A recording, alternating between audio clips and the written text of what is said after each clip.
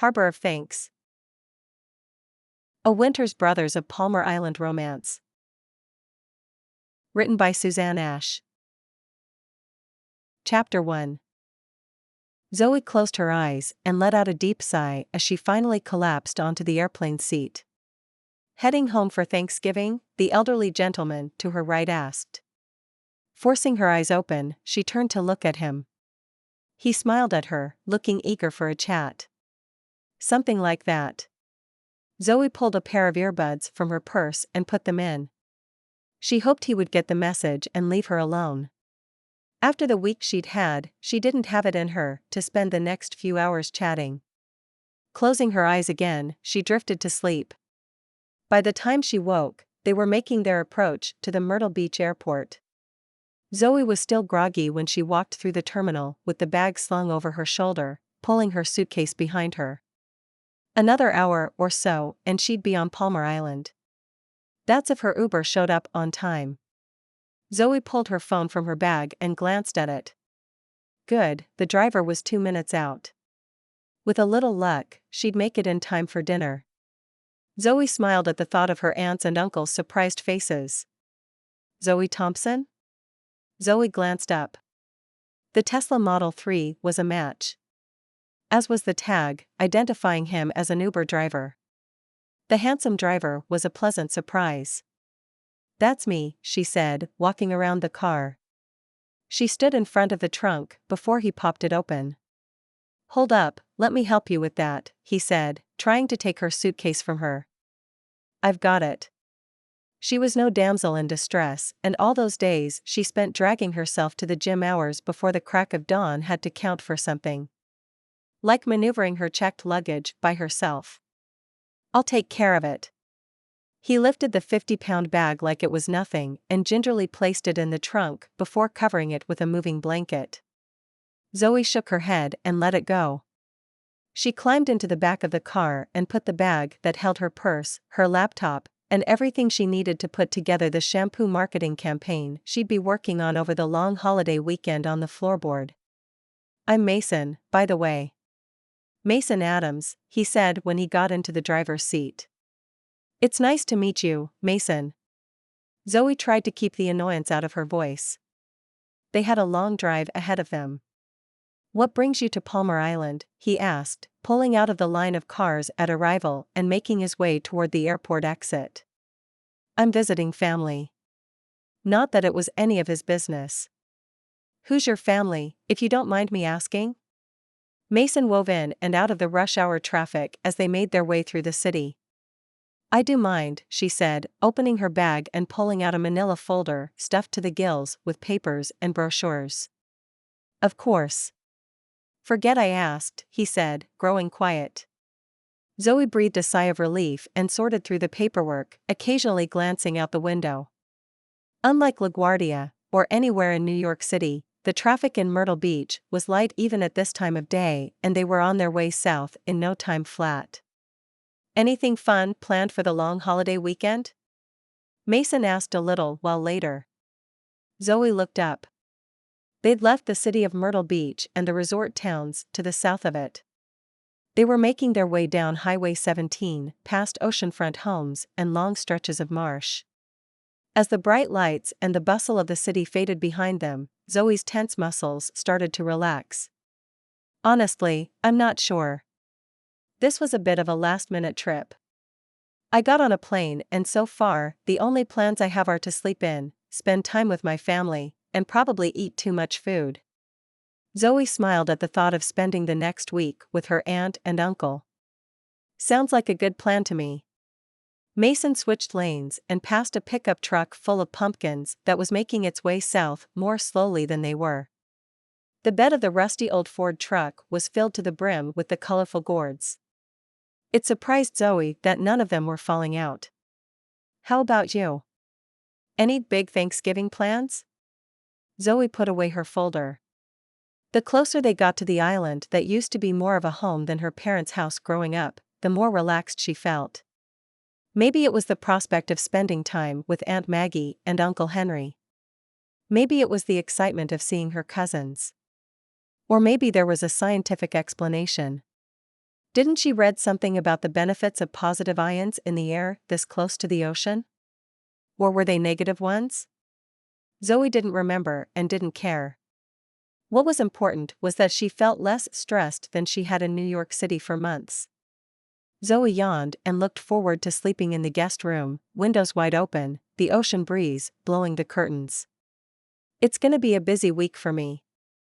I help with a few events on the island leading up to Thanksgiving dinner, Mason said.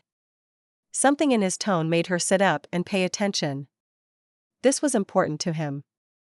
It was the tone that company executives and business owners had when they were about to share a juicy detail about a product that would make an entire advertising campaign. What events? She asked, leaning forward. Nothing major. It's all for charity, he said, waving his hand as if to dismiss the idea that this was something she could be interested in. I love a good charity event. I used to organize them all the time in college. At first, it had been a sorority requirement, but with each raffle, each dinner, and each fair she organized, Zoe's appreciation for the difference they were making grew. As a bonus, it also taught her many of the skills she used as a successful marketing executive in one of New York City's top advertising agencies. How do you feel about running? Mason asked. He made eye contact with her through the rearview mirror. His hazel eyes held a challenge in them. It was just a flash before he returned his full attention to the road in front of them, but it was enough to set her competitive streak ablaze. I used to love to run, Zoe said. Emphasis on used to. Mason glanced back at her again, this time with a raised eyebrow. Zoe looked down at what she was wearing. She hadn't bothered changing during her mad dash to her overpriced apartment to pack a few things before rushing to the airport to catch the last-minute flight her amazing assistant, Amanda, had booked. That meant she still wore the light gray power suit that was a perennial favorite, with heeled ankle boots and an orange silk scarf, which was her only nod to the season. At least she'd left her wool coat at home. There would be no need for a garment like that here on the island. Her outfit worked well in the boardroom of a Fortune 500 company. Here on the island, not so much. And it definitely didn't make her look like an athlete. I'm serious. I used to run track in high school, Zoe said. And I still go for the occasional run through Central Park. It had been months, but her trips to the gym kept her in good enough shape to keep up with the guy driving her today. At least she hoped they did. In that case, we'd love to have you enter. It's $45 to enter the 5K turkey trot. We leave from town hall at 7 in the morning on Thanksgiving Day, Mason said, the challenge in his voice matching that in his beautiful eyes. Beautiful eyes? Where did that stray thought come from? Zoe mentally shook herself. She was here to visit her loved ones and catch up on some much-needed sleep. This trip was about clearing her head and de-stressing. She wasn't here to flirt with some random guy, and she couldn't afford to fall for a man who lived hundreds of miles away. I'll be there, bright and early, Thanksgiving morning. Where do I register? Zoe asked. All the information is on here. Mason opened the glove box and handed her a trifold flyer, printed on plain, white paper. Zoe scanned the document. It was well done. Her inner copywriter was running through suggestions and improvements, but all in all, it was an impressive piece for a small-town charity event. Nicely done. You'll have my registration tonight. She could probably do it from her phone, but if she remembered correctly, mobile internet access was spotty through this stretch of the trip, and waiting until she arrived gave her a chance to rope a few of her cousins into joining the run as well. I look forward to it. Mason grinned at her for a split second. How much longer till we get there? Zoe asked. The sun was setting, casting a golden glow across the landscape in front of her. It made the greens of the grasses and plants that made the saltwater marsh their home more vibrant and the murky blues of the water a deeper shade. Orange-tinted clouds completed a color palette that could hold its own with anything her graphics department could come up with. About 15 minutes. We're close to the bridge, Mason said. When was the last time you were here? Zoe thought about that for a moment. It was years since she'd spent time with the Winters family. Honestly, I'm not sure. 5 or 6 years ago? That's a long time to be away from family, Mason said, a hint of sadness in his voice. It is. My aunt came up for a visit, but it has been a while since I spent time with my cousins. It surprised Zoe how easy it was to open up to this stranger. She rarely shared personal details, not even with people she considered friends. No better time to reconnect than the holidays. Mason turned and pointed down the road ahead of them. We're heading out to the island now, if you want to take a look. Zoe leaned forward, almost sticking her head through the small space between the two front seats. She saw the causeway bridge and the first few glimpses of the barrier island. Darkness was falling quickly, but she could make out a few familiar landmarks. Her heart leaped when she saw the top of the city hall and the steeple of one of the churches on the island. Off in the distance, the lighthouse sitting on a neighboring island flashed its bright light out across the Atlantic Ocean. Zoe let out a soft sigh. She was back on Palmar Island. The small, sleepy town where life had always seemed easier than anywhere else. Chapter 2. Zoe? What are you doing here? Aunt Maggie pulled her into a tight hug the moment she opened the door. I thought I'd pop in for a visit, Zoe said. Surprise. Let me get a good look at you. It's been much too long. Why didn't you call? Uncle Henry could have picked you up at the airport. Aunt Maggie released her and took a step back. Or did you drive the whole way? I flew and grabbed a rideshare down here. She waved at Mason, who insisted on waiting until her aunt opened the door. He raised his hand and backed out of the driveway. Mason Adams gave you a ride? Aunt Maggie asked. You know him? Zoe was surprised. She hadn't recognized the man or his name. Of course. He runs the gallery down by the harbor. I'm sure you remember his mother, Laura Adams. You took a pottery workshop with her when you spent the summer between 6th and 7th grade with us, Aunt Maggie said. Zoe smiled. She had fond memories of the bohemian artist. I remember her. She's such a sweet lady. How is Miss Laura? She passed away 3 years ago, Aunt Maggie said, lowering her head like she always did out of respect. Zoe followed suit, more to hide the tears that sprang to her eyes. I'm sorry. It was a big loss for the community, but Mason is doing his part to pick up the pieces and keep the charities that were important to his mother alive. Aunt Maggie put an arm around Zoe's shoulder and pulled her inside.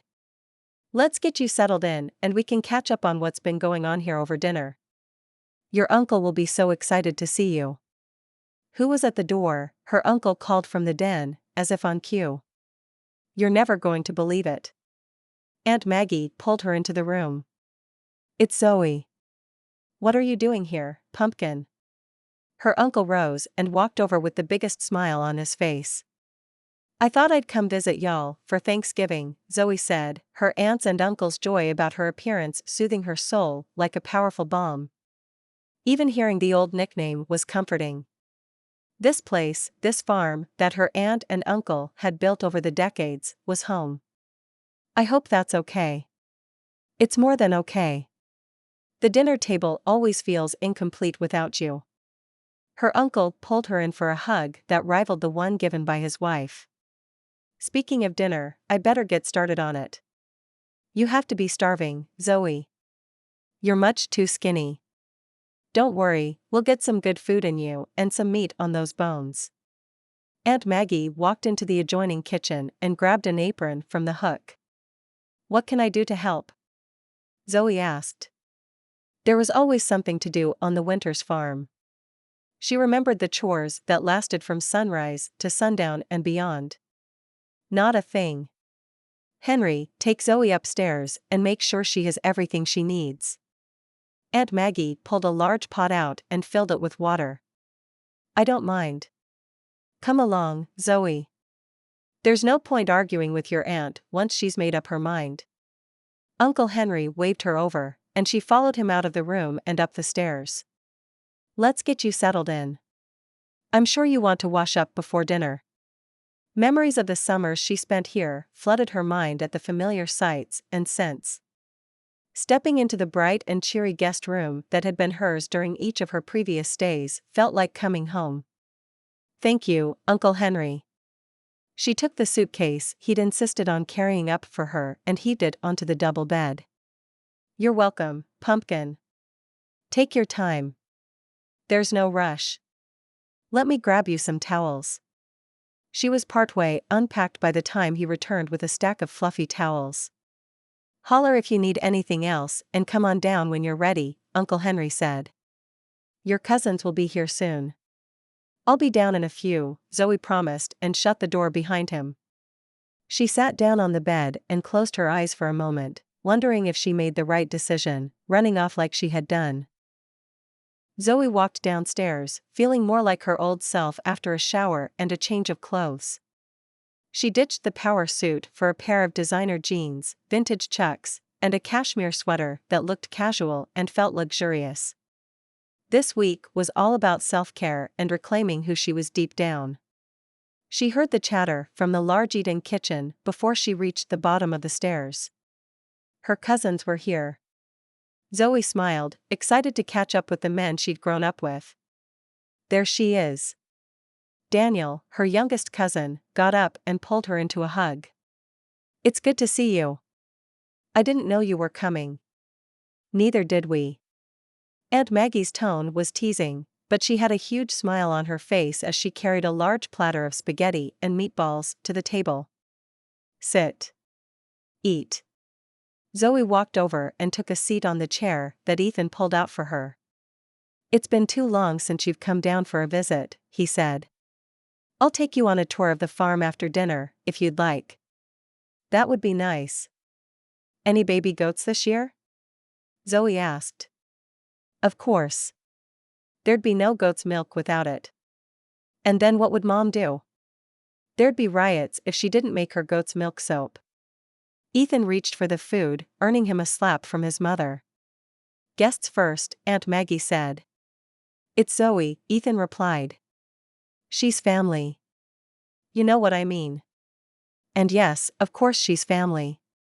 Aunt Maggie took her seat and motioned for Zoe to serve herself. Zoe piled a small portion on her plate and handed the serving utensils to Ethan, whose stomach was growling loud enough for everyone to hear. "Hard day on the farm? When isn't it?" Ethan piled an impressive amount of food on his plate before passing it to his younger brother. "Maybe I can help a bit while I'm here." Zoe took a sip of water. "In that? Your sweater won't survive half an hour of farm chores." Ethan shook his head. "We'll find her something." "I think there's still some of your old stuff in the closet upstairs," Aunt Maggie said. "There is." Zoe had come across a sweatshirt from her college days and the thick canvas jacket that had gotten her through many a winter day here on the island. "Great. We'll find you some muck boots in the morning and you'll be all set," Ethan said, a wolfish grin on his face. "You'll let the poor girl sleep in tomorrow morning. What she does after that is up to her." Aunt Maggie's word was law around here, and Zoe was grateful. She could use a few extra hours of sleep. They were halfway through dinner, most of it spent in silence after everyone had their food, when the doorbell rang. "I'll get it." Uncle Henry rose and returned a few moments later with Mark, another of her cousins. "Look who the cat dragged in," Daniel said, looking up from his food long enough to acknowledge his brother. "I called him." Aunt Maggie rose and grabbed a fresh plate, filling it with food for her second oldest. "And I couldn't resist the chance to visit with my favorite cousin." Mark took a seat across from her. Zoe grinned. "I'm your only cousin. Which makes you special." "How's life in New York?" he asked, accepting the food. "Cold and miserable," Zoe said, forcing a smile. She didn't mention the long hours, the exhaustion, or the loneliness. "I can only imagine." "I'm not cut out for the big city life," Mark said. "Which is why you moved to Charleston." Daniel shook his head. It's where I work and it barely counts as a city. Mark took the sibling banter with the same grace he always had. Growing up, he'd been the most good-natured of her cousins, the one most likely to include her in their activities. Still working in the aerospace industry? Zoe asked. She had a rough idea of what Mark did. Something to do with analyzing huge amounts of data. Mark nodded. Same job, same company. You? Likewise. Though she wondered for how much longer. She turned to Daniel before anyone could ask questions she wasn't prepared to answer. How about you? What are you doing back home? Last I heard, you were out in Mongolia, I think? The project wrapped and the film should air in early December. I'll send you the link, Daniel said, a big smile on his face. No new documentary in the works? Zoe asked. Not until the first of the year. I'm here, helping with the farm until then. Oh, you're here to help? I wish you'd mentioned that yesterday when the billy goat got out. Ethan elbowed his youngest brother in the side. Ouch. What can I say? You looked like you had it under control and I was too busy filming the whole thing. It's racking up quite the views on YouTube, by the way. Daniel grinned. You didn't. Ethan's eyes were wide with surprise and anger. His eyebrows drew together, almost touching. Tell me I'm not on the internet, landing on my language, Aunt Maggie reminded him. Don't worry. I'm teasing. I wish I'd gotten my phone out in time. Your expression was priceless. Almost as good as this one. Daniel was looking pleased with himself. I almost forgot. I brought a box of macaron cookies for dessert. They're from this new French place that opened a few weeks ago, Mark said to distract his siblings. I think I saw something about that in the news the other day, Aunt Maggie said. You did. And you want me to take you there for our anniversary? Uncle Henry smiled at his wife. I haven't forgotten. Though I'm sure they can't hold a candle to your pecan pie. Which I'll be making for Thanksgiving. Aunt Maggie returned the smile with just as much warmth. Zoe, I think it's about time I pass the secret family recipe on to you, since none of my boys are making any attempts at getting married and giving me the daughters-in-law I've been waiting for. I'd love to learn how to make it. Zoe had fond memories of baking chocolate chip cookies with Aunt Maggie. For now, the fancy French cookies will have to do. I'll go grab them. Mark rose and Zoe thought about how good it felt to be back with loved ones.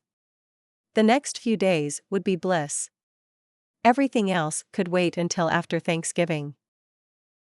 Chapter 3. I brought cookies, Miss Doris said, when she walked into the art gallery. Mason had closed early for tonight's meeting of the nonprofit organization. That's not going to help us, come race day, Parker Flagg said and grabbed two. The physics professor had moved back to the island a few years ago and taught at the local high school and coached the track team. But it'll get us through the meeting and that's what counts, Simon said. He and Parker had been friends since childhood and helped organize the annual turkey trot for years. Mason's stomach growled, and he shoved a cookie in his mouth. They were melt-in-your-mouth delicious. Chewy with just a bit of crispiness around the edges. By the time everyone made it to the meeting, he was 3 cookies in and feeling the sugar buzz. Did I tell you registrations are up by almost 200% this week? Parker asked, walking over and taking a seat next to Mason. I don't know who did what, but it worked. We don't usually see this many entries so close to race day. I don't think we did anything special this week. Everyone was busy putting all the pieces into place, Sarah said. The race bibs came, by the way. I have them in our garage. Thank you. Mason grabbed his laptop from the desk in the corner and pulled up race registrations, his curiosity getting the better of him. He glanced through the entries and smiled when he recognized the names. Zoe and 3 of the Winters brothers signed up to run the 5K that would take them across the island. Not only did they all pay their entry fee, but they also made sizable donations. He shut his computer and put it under his seat before calling the meeting to order. They went through their agenda quickly. Not that Mason was surprised. After all these years of working together, first under his mother's leadership, then under his, their small group worked well as a team. "Anything else?" he asked, checking his meeting notes. "What about the road closures?" "I'm sure Chief Wakefield remembers, but it couldn't hurt to have someone talk to him," Miss Doris said. "You're right. I'll go see him tomorrow to discuss it." Mason made a note. "Don't forget to ask him about the barricades," Parker said. "There are a few spots on the course where runners could go off track. And there were some issues with spectators stepping onto the road last year." "Will do. I think we discussed it with the police force and the city government after last year's event. They offered to put up the barricades they use for the 4th of July parade. I'll make sure that offer still stands." Mason's week just got a lot busier. Not that he cared. It would help keep his mind off how much he missed his mom this time of the year. What else? "Has anyone looked into a PA system for the start and the winter ceremonies?" Sarah asked. Mason couldn't believe he'd forgotten about this. The equipment he'd used for the past few years had broken down during last year's event. He ended up shouting at the top of his lungs and lost his voice for a solid 3 days by the time it was all said and done. "I'll talk to Pastor Lowe at the Baptist Church. They have a portable system he lends out from time to time," Miss Doris said. "Thank you." It was one less thing to worry about, and with the good pastor entering the race each year, he doubted it would be an issue. Besides, no one said no to Miss Doris when she showed up with a batch of baked goods. "What about the new banner? Weren't we planning on having something hang across the finish line?" Miss Doris asked. Mason slapped his forehead. He wasn't on top of his game this year. Without a design, or a contact who could do a last-minute print-on-canvas job, he wasn't sure they could pull this off. "Maybe I could help with that," a voice said from the shadows. Mason looked up and stared into the hazel eyes of the woman he'd given a ride to. The one responsible for their impressive race entry stats this week. Zoe Thompson.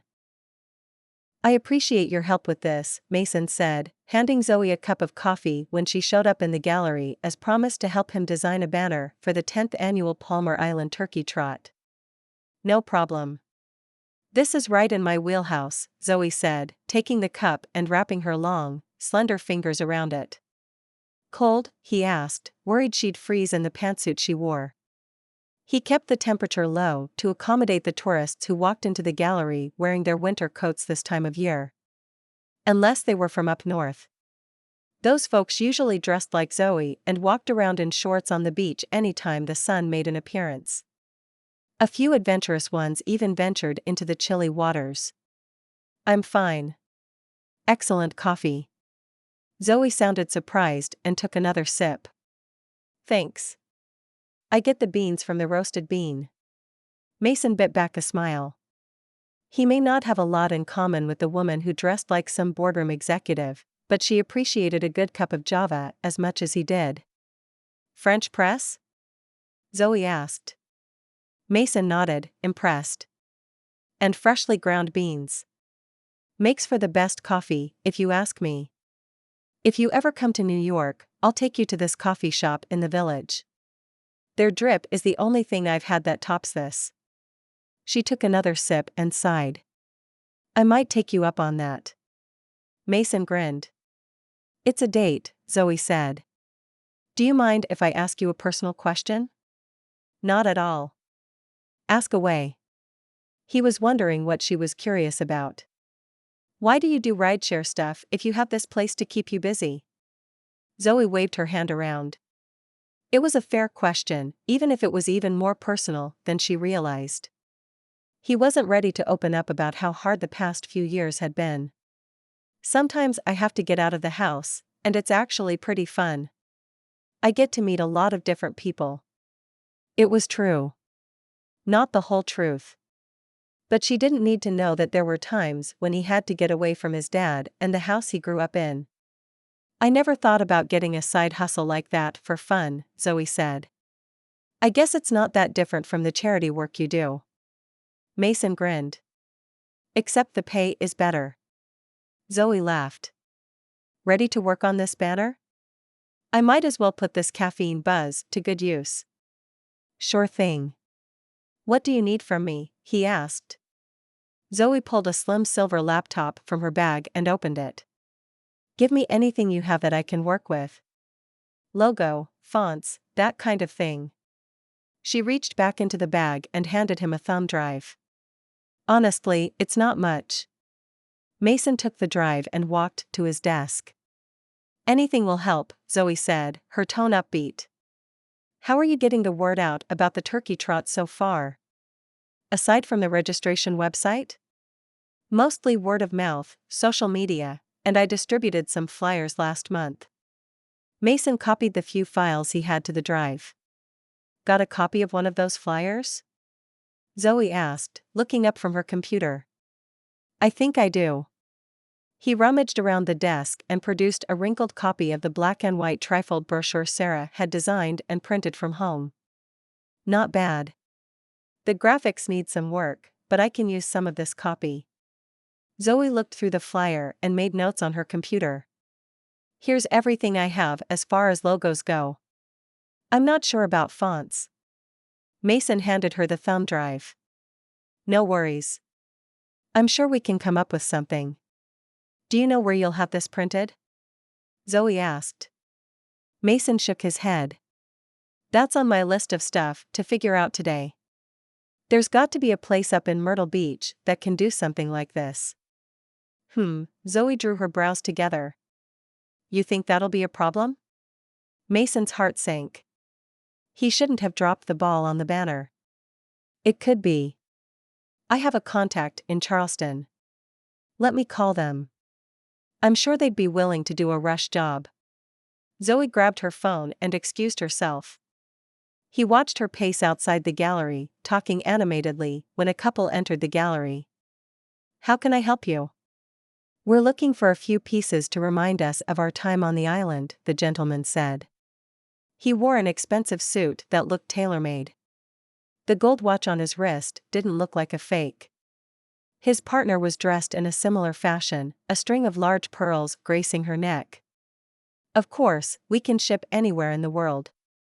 Feel free to browse and let me know if you have questions about any of the pieces, Mason said. By the time Zoe returned, the couple was standing in front of a series of paintings by a local artist, deep in conversation. If Mason could close the sale, he'd double his income for the month and increase his own donation for the race. Is there somewhere I can work where I won't be in the way? Zoe asked, keeping her voice low. Feel free to use my desk. Mason motioned to the antique that was tucked into a corner of the room.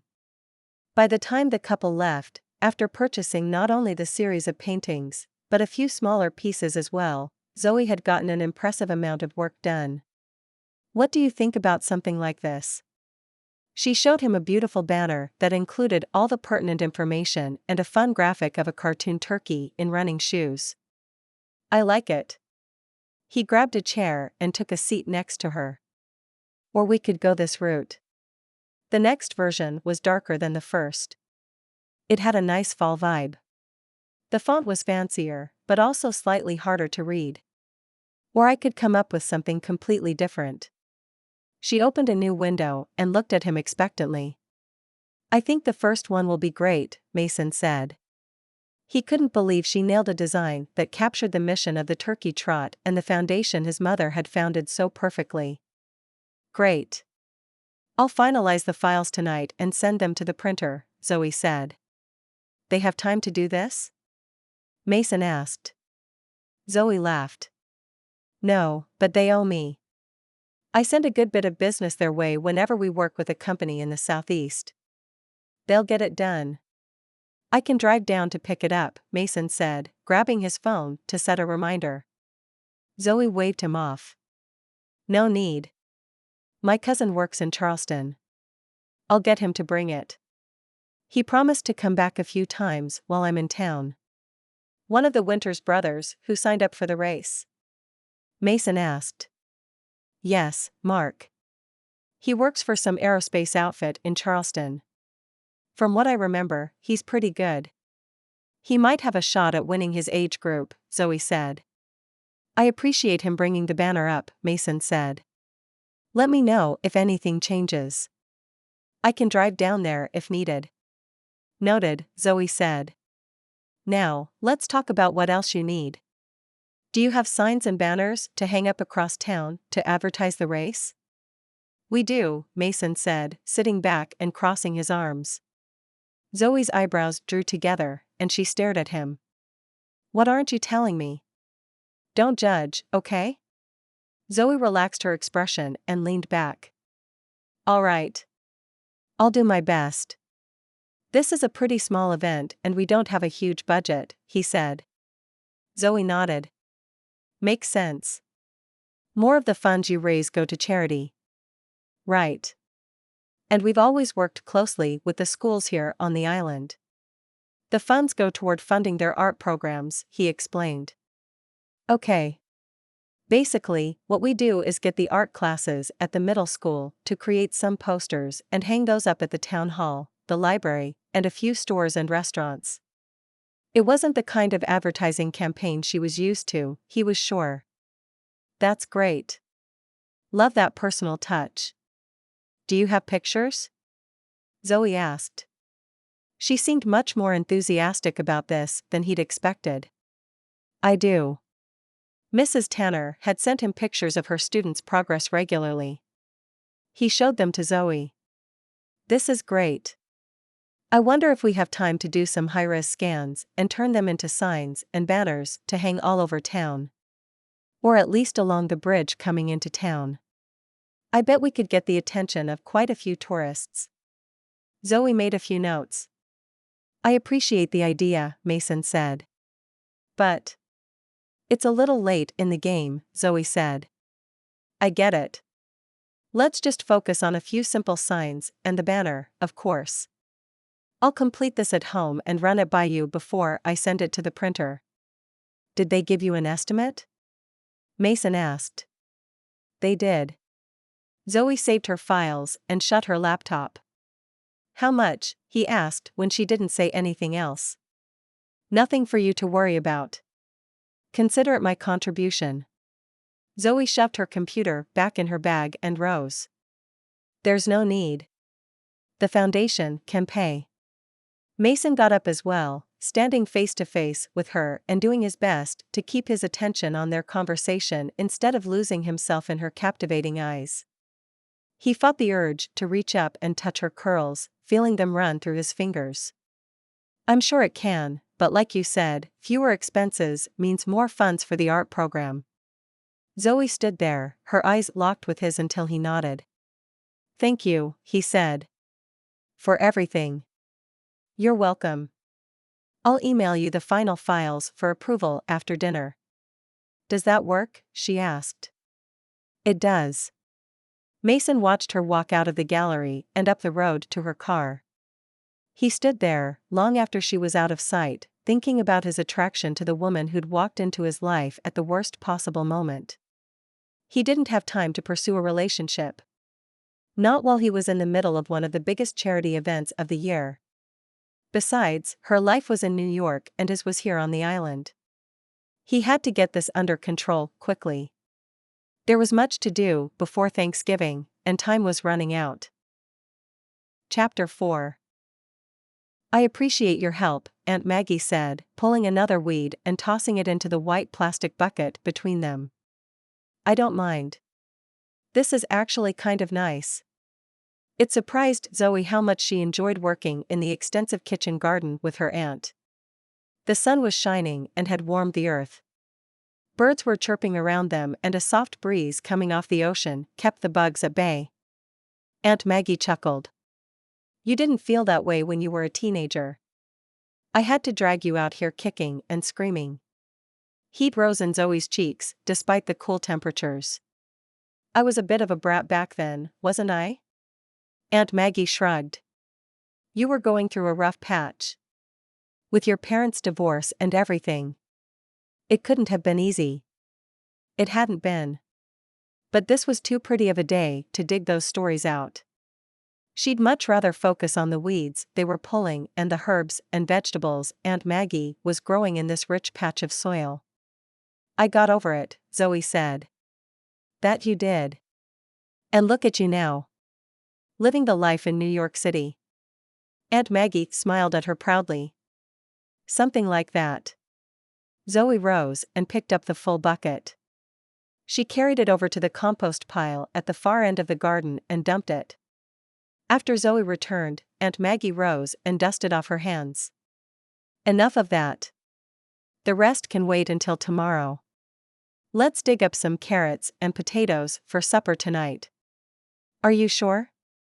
I don't mind finishing. Zoe looked over the long rows of cabbages that needed weeding. It was a lot, but it wasn't like she had anything better to do. I'm sure. I'll tackle this tomorrow with the hoop hoe, Aunt Maggie said, kneeling down and pulling a carrot out of the ground. Then another. The what? Zoe asked, joining her aunt. It's a special hoe for weeding. I'll show you tomorrow. Zoe nodded. How many carrots do you need? 3 more should do it. Her aunt sent her off to the compost pile to discard the worst of the thin roots and the carrot tops. By the time Zoe returned, she had dug up 2 large handfuls of potatoes and was brushing the dirt off them before gathering them in her apron. Anything else? Zoe asked, picking up the hem of her old sweatshirt and using it as a makeshift basket. We should grab a couple of those sugar pumpkins over there and get a head start on the puree for the pies. Aunt Maggie walked her over to the gourd and pumpkin patch and showed Zoe how to choose a ripe one. They each carried one, along with the rest of their harvest, into the kitchen. That was fun, Zoe said. I appreciate your help. Aunt Maggie put everything on the kitchen counter across from the large farmhouse sink. Anytime. What's next? Zoe asked. She looked up at the clock on the wall. It was a little early for lunch. I need to go check on the sweet potatoes. They are curing in the greenhouse. At least I hope they are. Last year, I wasn't paying attention, and it got so hot, it cooked them. Aunt Maggie washed her hands in the sink and Zoe followed suit. You have to cure them? Like bacon? Zoe asked as they stepped back outside. Not quite. They need a little time after you dig them out of the ground to turn some of that starch into sugar. Letting them sit for a week or 2 in a warm place makes that happen. If you skip it, they don't taste sweet. I had no idea. There was a lot she didn't understand about where her food came from. It was a shame, really, how disconnected she'd become from her family heritage. Half your cousins don't either. And don't get me started on the children that come up to the farm on vacation. You won't believe how many of them are stunned to learn that eggs come out of chickens. Aunt Maggie chuckled and picked up the pace when the small glass house came into sight. It was tucked against the side of the tool shed, protecting it from the wind blowing in from the ocean. Do you get a lot of tourists out here during the summer? Zoe asked.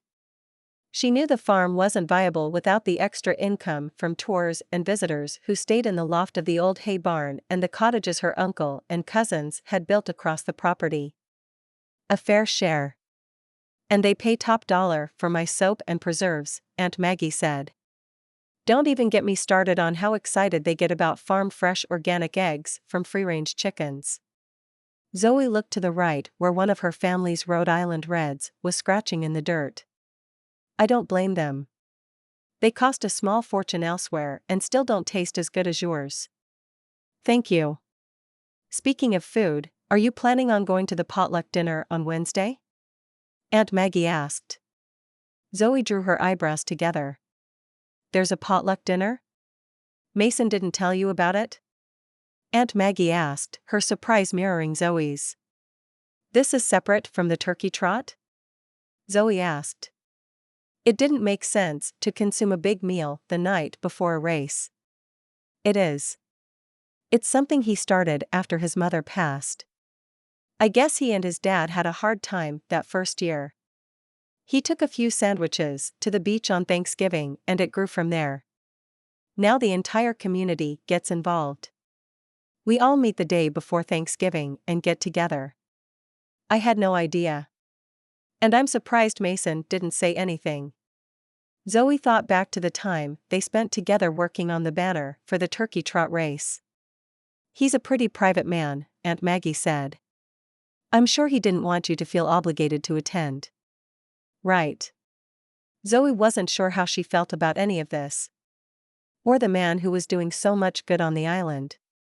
It's a nice get-together. I usually make a double batch of my broccoli casserole, Aunt Maggie said. You should go. And bring a dish of your own. Zoe laughed. Like what? I'm the person you put in charge of bringing ice. Or soda. Don't sell yourself short. You've done great in the kitchen with me. It's been such a help, Aunt Maggie said in a tone that left no doubt she meant it. Zoe shrugged. That's easy. You tell me what to do. Aunt Maggie laughed. What do you think recipes are for?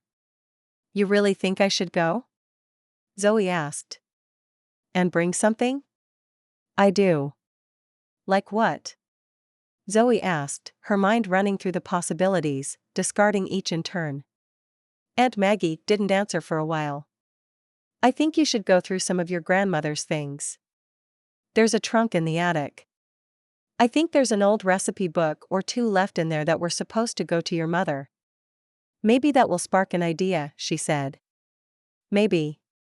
Zoe pulled her phone from her pocket when she felt it buzzing. It was the printer from Charleston. I need to take this. She walked off through the garden to speak to them. When she finished her call, she dialed Mason's number. Sandy Shores Gallery, this is Mason speaking. How can I help you?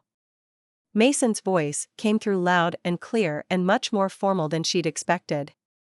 It's Zoe, she said, realizing what she'd done. Sorry, I called the store instead of your cell. No problem. What's up? Mason's voice changed to something more friendly. More like what she remembered. I got a call from the printer. The banner and posters are done. I texted my cousin, and he said he'd swing by after work to pick them up. I should have everything in hand tomorrow, she said. Already? That's amazing. Mason sounded genuinely surprised. I told you they were quick. Zoe looked across the rows of kale plants in front of her. Hey, listen. I heard about the beach potluck thing you put together. Do you need help with anything there? She asked. I'm not sure there's time for another print job, but if there's anything you need, I'd be happy to do what I can. Mason was quiet for a moment and Zoe wondered if she'd overstepped when he finally answered. I appreciate it, but I'm good. Besides, you've done more than enough. Zoe laughed, more from relief than anything. It was nothing. I made a couple of phone calls. It was a lot more than that, Mason said before clearing his throat. Would you like to meet me for coffee tonight after I close up? Give me a chance to thank you in person for all your help with this. I'd like that, Zoe said. I'm heading to the attic, Zoe said when they were done cleaning up after lunch. Good luck. Aunt Maggie put away the last of the clean dishes. Let me know if you need help to move anything around, her uncle offered. Grab me. Dad's back's been acting up, Ethan whispered when she walked past him. Zoe nodded her acknowledgement and walked upstairs. A small hatch at the far end of the hallway led to the attic of the old farmhouse. Zoe pulled the fold-out ladder down and climbed into the dimly lit space. It was dusty and surprisingly warm. She looked around, noting the brass bed frames, wooden cradle, and stacks of boxes strewn across the place. There was even an old kitchen hutch that looked like it was made from solid oak. She did not know how anyone could have dragged it up here. It had to weigh a ton. Zoe moved across the space that held so many of her family's memories. She remembered the pine rocking horse from her childhood. Even the stack of white dishes covered in pale pink patterns looked familiar. Where is this chest? Zoe asked into the dusty air. Aunt Maggie said she and Uncle Henry had packed it for her mother after her grandmother passed. They'd moved it to the attic years ago. Which meant it could be anywhere. Zoe walked around, looking for it and wondering why her mother had never picked it up, when something caught her eye. Off in the far corner, behind a set of old kitchen chairs, sat an antique wooden trunk with a metal clasp. It was larger than she'd expected it to be. And it was heavy.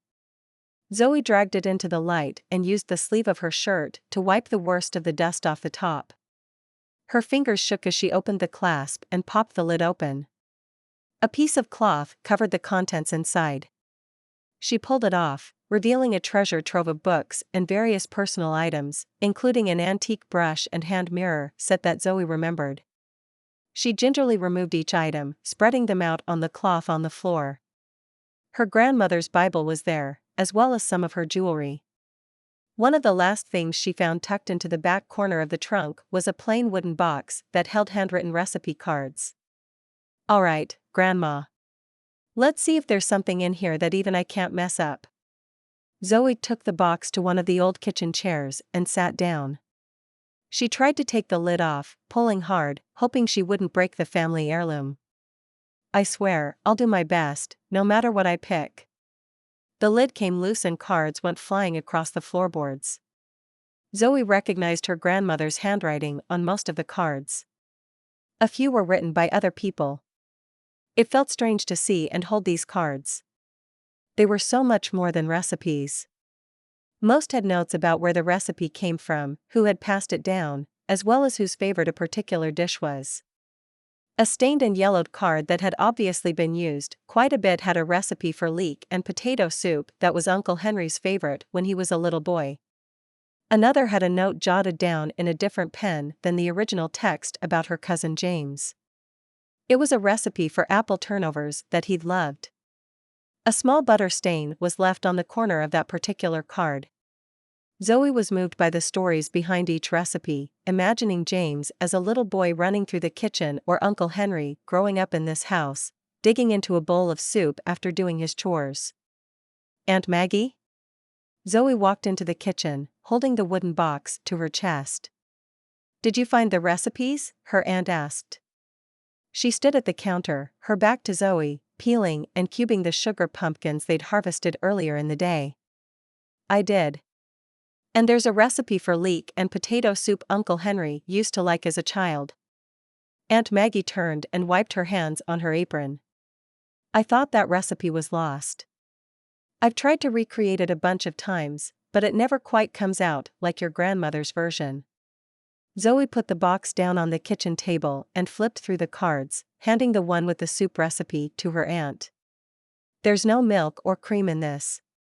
She used butter and flour instead," Aunt Maggie muttered, her eyes flying across the handwritten instructions. "How about some coffee? We can go through these and figure out what you can try for the potluck." "That would be nice. I'll fix it. You finish whatever you were doing." Zoe got to work, and by the time the coffee was done, the pumpkin was simmering in a large pot with just enough water to keep it from burning. "I can't believe the recipe box was in the attic all this time. I thought for sure your mother had this, and the only thing left were a few cookbooks." Aunt Maggie ran her fingers across the box in a gesture that was almost reverent. "Mom barely mentions Grandma Winters," Zoe said, feeling protective of the small box and what it held. It was so much more than family recipes. It was her grandmother's legacy, and that of the women who came before her who worked and grew and cooked on this very spot in this very kitchen for generations. "I knew they didn't always get along and your mom moved away as soon as she could, but still," Aunt Maggie grew quiet, sipping her coffee and looking off into the distance. Somewhere beyond the kitchen garden, Uncle Henry and Ethan were working on cutting hay. "I think I saw a recipe for cornbread dressing in here." Zoe flipped through the cards and pulled one out. "It calls for oysters." Aunt Maggie cracked a smile. "I remember that recipe. My family always made a simple version with chicken broth and no oysters or gizzards, and so that's what I did. Besides, the boys didn't care for oysters when they were little." Maybe it's time to revisit this version. She held her hand out for the recipe, and Zoe slid it over.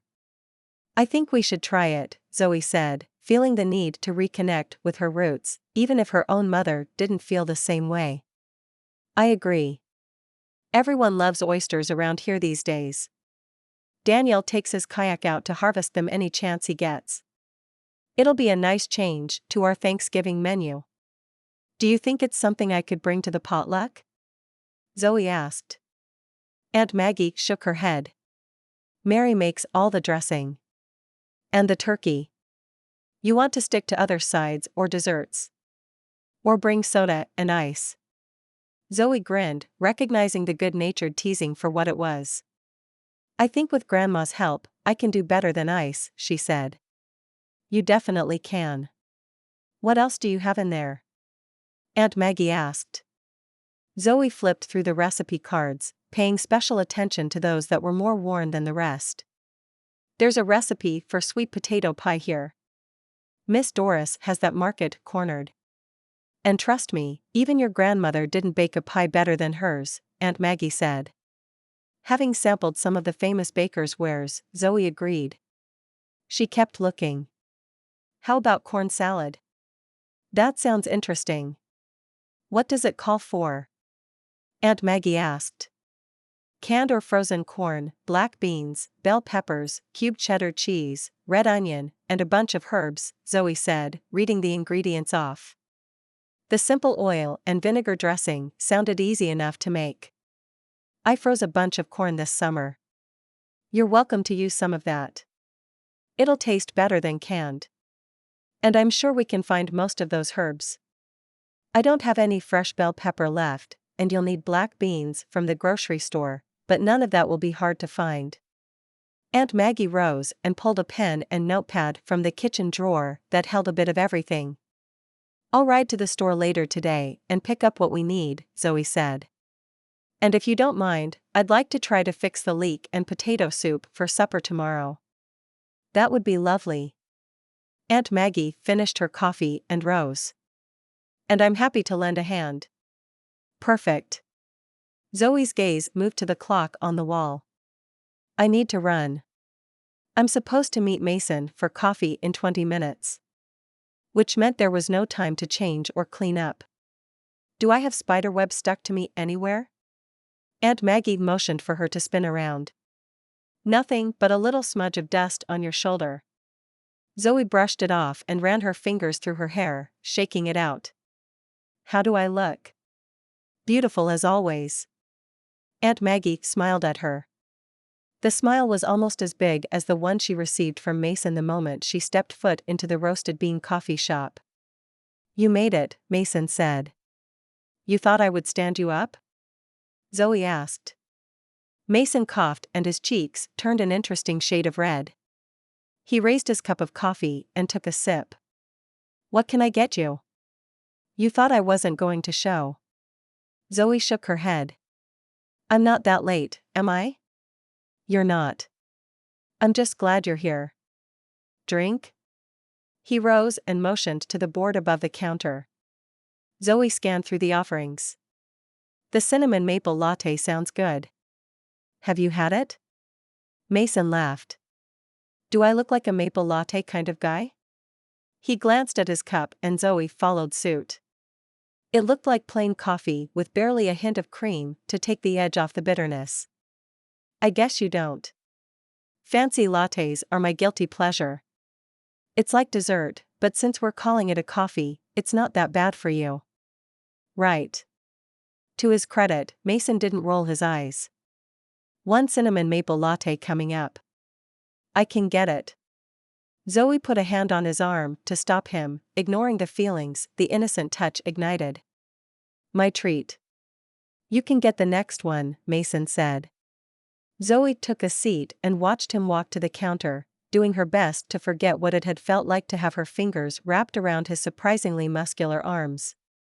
The man had to be working out. And he didn't just walk. Mason sauntered, drawing the attention of half of the patrons of this cozy little coffee shop. He talked to the girl with purple hair behind the counter before making his way back. Zoe's heart skipped a beat when he sat down across from her. "She'll bring it over when it's ready," Mason said. "Great. Thanks. Tell me more about this potluck of yours," Zoe said to distract herself. "What do you want to know?" Mason looked at her, surprise in his eyes. Zoe shrugged. "I know it's late in the game, but there's got to be something I can do to help." Chapter 5. "You were right," Mason said, heaving a box of canned goods into the back of Zoe's uncle's truck. "This is easier. I can't believe you do all of this in your Tesla." She tossed a bag of sweet potatoes in. "Careful. Mary will bite my head off if those bruise." Mason could imagine the lengthy conversation that would cause. He loved the owner of the town's famous diner and appreciated her help each year, but she wasn't always the easiest person to work with. He guessed that's what happened when you took that much pride in your work. The way his father had in the gallery before they lost his mom. Mason swallowed hard. This wasn't the time or the place to dwell on the past. The sun was out. He was ahead of the game for a change and in pleasant company. Wouldn't want that to happen. Zoe jumped up into the truck bed and inspected the root vegetables. "I think they are fine. Where to next?"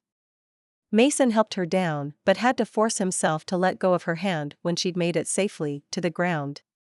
"Simon Johnson's place. His grandmother grows the best collards on the island." "I didn't realize the Johnsons had a farm," Zoe said. "Isn't he an accountant or something?" "That's his father, and no, they don't have a farm. Simon and his wife moved in with his grandmother. She's always had a sizable garden. And the three of them had been some of his first supporters when he'd decided to make sure no one would go without a traditional meal and good company on Thanksgiving. And they grow extra for your pre-Thanksgiving feast." "How kind." Zoe smiled at him warmly. "They do, and they're not the only ones." By the time they pulled up to Mary's diner, the truck bed was full of food.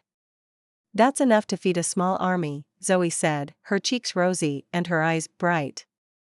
They had pumpkins, apples, corn, greens, and anything else you could think of. "And that's what it'll take to make sure everyone's got a full belly."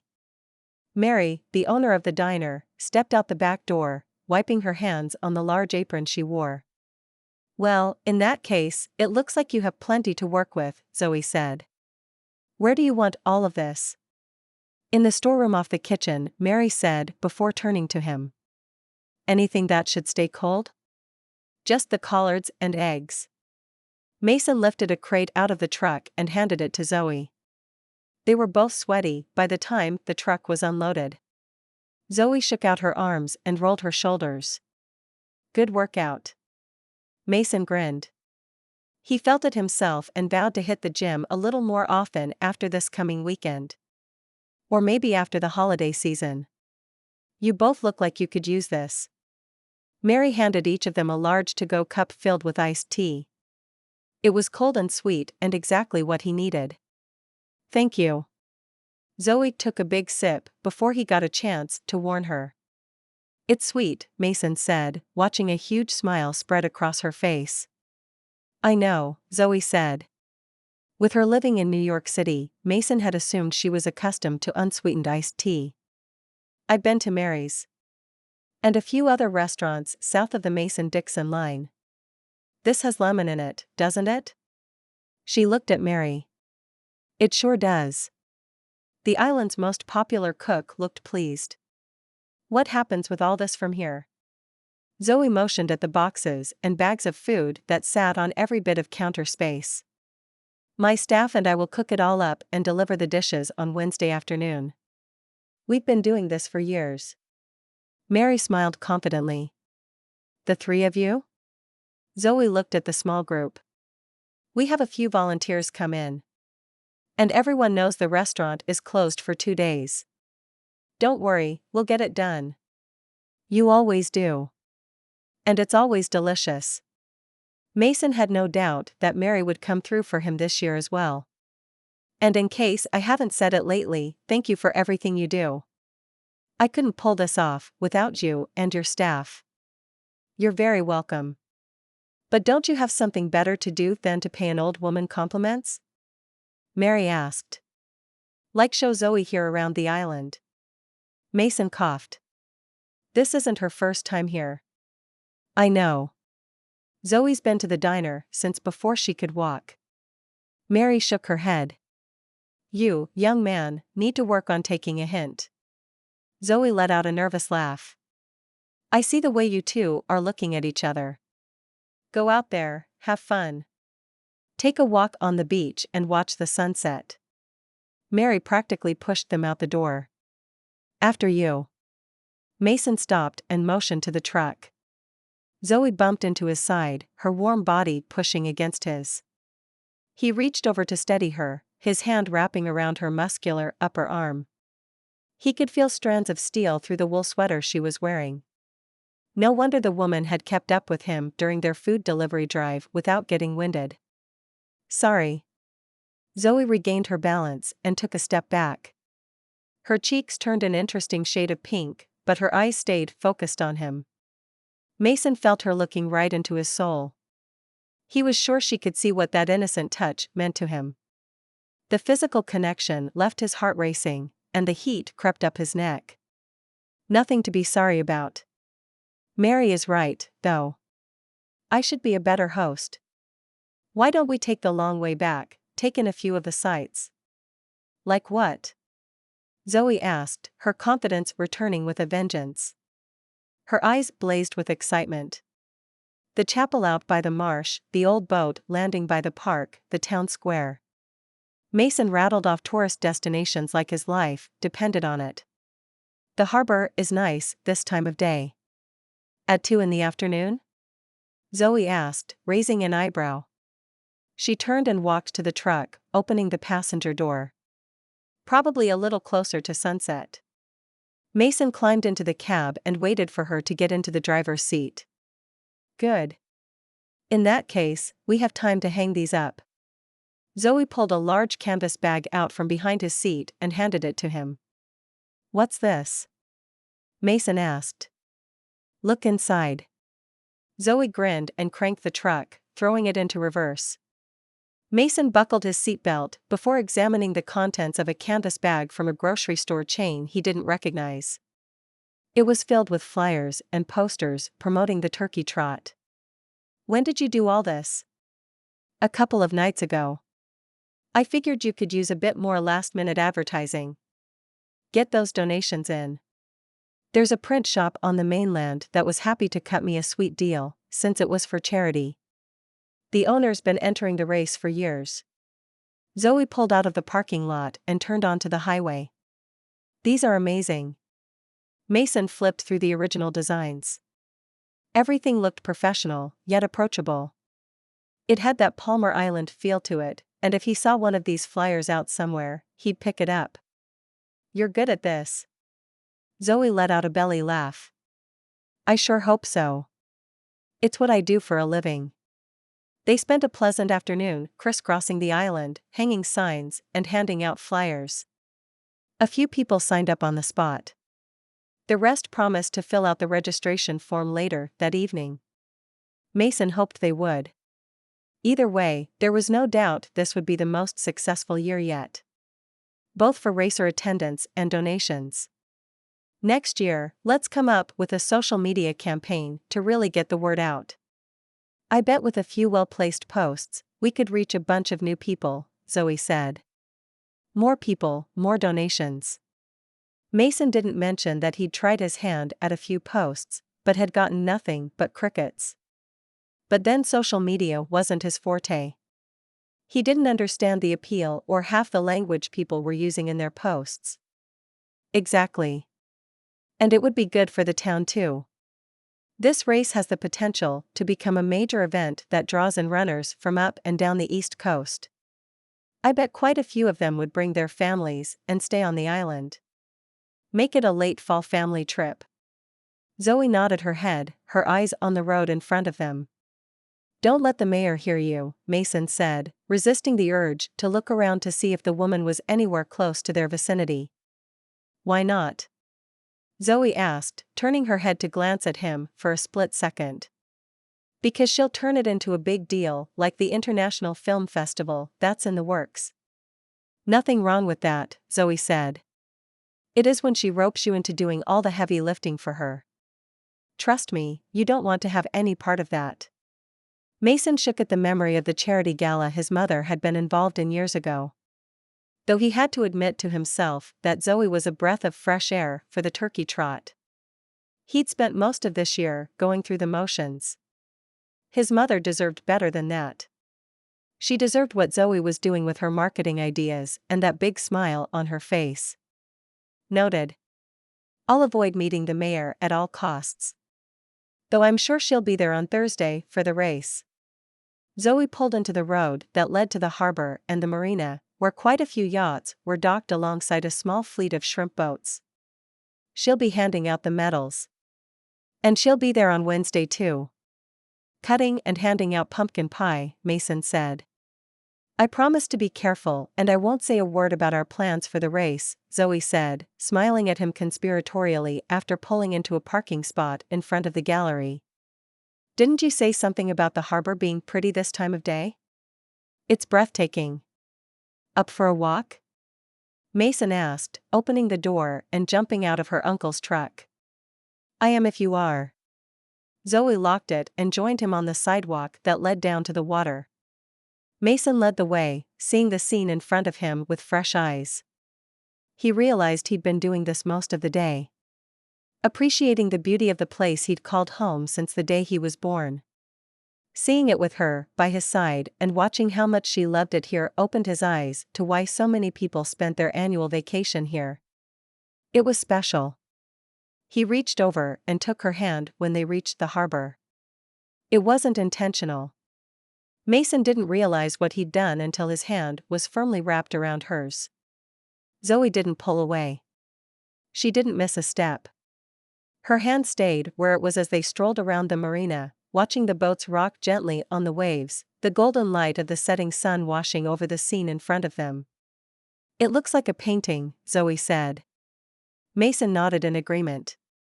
Like something Edward Moran would have captured on canvas. You know your art, Zoe said. Before Mason could remind her he ran an art gallery, her phone rang. Zoe pulled her hand out of his and reached for her phone. Excuse me. I have to take this. Mason watched her walk off, realizing how different this version of her was from the woman he picked up at the airport less than a week ago. The phone call lasted only a minute or two, but when Zoe returned, Mason could tell the magic they'd shared moments ago was gone. You have to go? He asked. Zoe nodded. It's work-related. Something I have to take care of. I had a feeling you'd still be in here, Miss Doris said when Mason unlocked and opened the door to the gallery for her. Catching up on some paperwork. The last few days have been a little busy. Mason motioned for her to come inside, holding the door as she entered, carrying a covered casserole dish. So I heard. I figured you and your father could use some dinner. She sat the dish on the corner of his desk. I appreciate that. It's been a long day. Mason rolled his shoulders, the physical exertion catching up with him. He suppressed a yawn, suddenly feeling bone-tired. At least you had help. It was nice of Zoe to drive you around. Not much gets past you, does it? Mason asked, offering the older woman a chair. I have my sources, Miss Doris said, a small smile spreading across her face. And I saw you pulling into Mary's early this afternoon. The two of you looked cozy together. Mason bit back a groan. The woman had a reputation as a matchmaker, and the last thing he needed was her getting any ideas. Zoe's been a big help. It's a shame she's heading back to New York City after the weekend. Oh, I wouldn't count on that. She might find a reason to extend her stay, Miss Doris said, her smile widening. I know her aunt and uncle would love to have her stay through Christmas. We'll see. Mason wondered if he could be that reason. Or at least contribute to it in some way. Taking her hand on their walk earlier had been a start. But was he ready to admit his feelings for her? Out loud? The thought scared him. It couldn't hurt if you told her how smitten you are with her, Miss Doris said, picking up the small stack of flyers that were left. I don't think that's a good idea. Mason shut down his computer and tidied up his desk, hoping the older woman would get the hint. How so? Miss Doris asked, getting back on her feet and walking to the door. She has a life up north and I have one here. It could never work. If that's how you feel, she opened the door and turned back to look at him. Bring that casserole dish back when you get a chance. Thank you, Mason called out to her before shrugging into his jacket and grabbing his keys. By the time he made it to the parking lot, Miss Doris's Oldsmobile was gone. Mason got into his Tesla and headed home after storing the casserole dish on the floorboard of the passenger seat and letting himself imagine for a moment what it would be like to have someone like Zoe in his life. To have her in his life. Dad, I brought dinner, Mason called out when he entered the dark building. He flicked on the light in the kitchen and turned on the stove. I don't want another burger, his father called from the living room. Good. That's not what we're having. Mason shoved the casserole dish into the oven. His father grunted. Mason walked into the living room and turned on another light. The man who used to take him out to the harbor to watch the shrimp boats come in was a mere shadow of his former self. He sat in the worn-out recliner day after day, staring at the television screen. It didn't matter what scene played out on the glass. Or if it was on at all. The old man sat there on the days when he made himself get out of bed. That's what love did to you. The pain he saw in his father's eyes, the pain that had been there every day since his mother passed away, was a stark reminder of what happened when you let yourself love someone deeply. It destroyed his father, and there was no way he was stepping in those footsteps. Zoe Thompson was leaving and, as far as he was concerned, that couldn't happen soon enough. Chapter 6. It was freezing early in the morning when Zoe walked out with her cousin to help with chores around the farm. The scent of goats hit her the moment she stepped into the barn. At least it's warm, Zoe said, appreciating how much the animal's body heat had kept the temperatures up. Not for long. Ethan threw open the doors and handed her a pitchfork. Zoe watched the goats rush out and felt the frosty morning air rush into the small wooden structure. Guess not. Zoe zipped her jacket up and got to work. The physical activity warmed her up, one fork of old bedding at a time. Can you dump this? Ethan asked, pointing to the overflowing wheelbarrow. Where do you want it? Zoe asked. There's a compost pile out the gate and to the right. Don't let any of the goats escape, though. Mom will throw a fit if they get into the garden again. Ethan scaled the ladder to the small hay loft above them. Again? Zoe raised an eyebrow. Don't ask. Ethan threw a load of hay down and Zoe grabbed hold of the handles and pushed the wheelbarrow out the door. Shadow, Ethan's black lab, was waiting for her by the gate. Watch them for me and don't let any of them escape, she called over her shoulder. She opened the gate as quickly as she could and pushed through it. By the time the goats came running, she had it shut. Ethan strolled out of the goat enclosure as she got back. You can lean that against the fence, he said. The goats are all taken care of. Care to go feed the chickens? Zoe raised an eyebrow. By myself? Ethan laughed. Still not a fan of birds? Nope, and it's all your fault. Zoe crossed her arms. How so? Her cousin asked, a sheepish grin spreading across his face. Considering how much trouble you and Mark were in when Uncle Henry found me locked in the chicken coop, I figured you'd remember. Thinking about the experience, goosebumps formed on the back of her arms. It had given her nightmares for years. I do. And I'm sorry. I won't lock you in there this time, he said. Zoe wasn't sure she believed him. Right. Ethan put a hand on his heart. I promise. Besides, Mom would never let me get away with that. You have no idea what she did to us after that. Do tell. Zoe found herself curious. She had no memory of her cousins getting more than a stern talking to. Mark and I had stable mucking duties for months, Ethan said, and Zoe scoffed. That was nothing new. And after you left that summer, Dad made us rebuild the entire chicken coop and the run. By ourselves. Zoe examined the small building in front of her. Upon closer inspection, it looked different from what she remembered. It does look bigger. Ethan laughs. We built this one 2 years ago. A winter storm took the roof off the old one. Right. Zoe realized how little she knew about what it took to run a farm like this. Let's get these chickens some grub and you can tell me what's been going on with you. Ethan opened a hutch on the outside of the coop and handed her a scoop filled with chicken feed. What do you mean? Zoe asked, entering the enclosure behind her cousin and pulling the door shut. No offense, but you look like you didn't sleep much. Ethan opened the small door to the actual coop, and the hens came pouring out, more ready than Zoe felt to greet the day. Zoe spread the feed out among several bowls scattered about the chicken run, and Ethan cleaned and refilled their water dishes as well. You're right, she said when they left the chickens to their breakfast. I haven't been sleeping. There's some stuff going on at work. Want to talk about it? Her cousin looked at her with so much compassion in his eyes, it made tears spring to hers. There's not a lot to talk about. I got passed up for a promotion to a guy that joined the firm almost a year after me. Zoe shrugged, still trying to come to terms with what had happened before her mad dash to the island. The place that felt more like home than her tiny studio apartment. Did they give you a reason? Ethan asked. They came up with something about qualifications and contacts, but I know what it was really about. That promotion was mine until I made the mistake of standing up for myself and my client in a meeting with the big boss. She shuddered at the memory of it.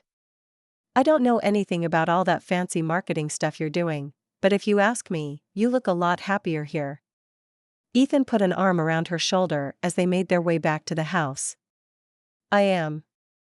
And it wasn't just about being away from the office or being surrounded by loved ones. Why stay in a place where you're miserable? Ethan asked. His words rang through her mind as she worked in the kitchen with Aunt Maggie for the rest of the morning. What are you two lovely ladies working on? Uncle Henry asked, hugging his wife, before pouring himself another cup of coffee. I'm making the corn salad I'm taking to the potluck tonight, Zoe said, grateful for her aunt's assistance and the extra produce on hand should the first batch not turn out as well as she hoped. Can't wait to taste it. I'm sure it's delicious. I enjoyed the soup and apple turnovers you two ladies made yesterday. Brought me back to my childhood. Her uncle smiled, and it warmed Zoe's heart. She felt grateful for her family and for being able to give back. Speaking of those turnovers, Daniel said, walking into the kitchen with the worst case of bed hair she'd seen in a while, are there any left to go with my coffee? Good morning, sleepyhead. Uncle Henry ruffled his youngest son's hair. Dad. Daniel sidestepped his father and made a beeline for the coffee maker. Stop it, you two. Daniel, the apple turnovers are in the fridge. Toast one up and then get out of here. We have work to do. Aunt Maggie brandished her kitchen towel like a weapon, threatening to slap her offspring. As do I. Let a man get some coffee before you send him out into the cold. Daniel grinned and poured himself a large mug of hot coffee. He stuck the pastry Zoe had made into the toaster oven and leaned against the counter. I'm sending you out into the cold, his mother asked. You requested oysters for the stuffing tomorrow, right? Daniel took a sip of his coffee and sighed. I did. Aunt Maggie put a hand on her hip. I figured I'd go get some from that bed down by the inlet. It's a nice day to take the kayak out. Daniel grabbed his apple turnover, moving the hot pastry from one hand to the other. I figured you'd go down to the seafood store, Aunt Maggie said. They'll be fresher this way, and I need to get out of the house anyway, Daniel said, taking a bite. That you do. Aunt Maggie returned her attention to the dishes piling up in the sink. Wanna come along? Daniel asked Zoe. Great turnovers, by the way. Wish I could, but I'll be busy in the kitchen. Zoe smiled at her youngest cousin. Rain check? You got it. Daniel threw the last of the pastry in his mouth and washed it down with coffee. Make sure you are back in time for the potluck, his mother said. Don't worry. I'll be there.